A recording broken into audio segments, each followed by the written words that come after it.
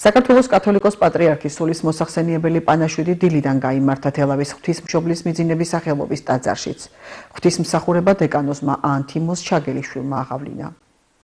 საქართველოს ასეთი კათოლიკოს პატრიარქი არ ახოლია.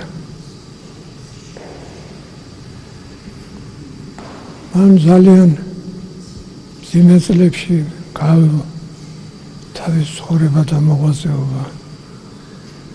მაგრამ არაფერს არ შეუშინდა, სულიერად ამხნევდა როგორც სასულიერო პირებს, ასევე საერო ადამიანებს. საქართველოსთვის ძალიან დიდი რამე დატოვა და ბევრი რამე დატოვა. აი ჩამოთვლაც კი ძალიან ძნელია, იმდენად ბევრია მისი დანატოვარი, თუნდაც ის რომ ნათლულები ყავამდენი და ხალხმა ძალიან ბევრი, აი მეც ვიცი ჩემს ახლობლოში, რომ მესამე და მეოთხე შვილი გააჩინეს, იმიტომ რომ პატრიარქს უნდა მოენათლა, ეს ძალიან ბევრი.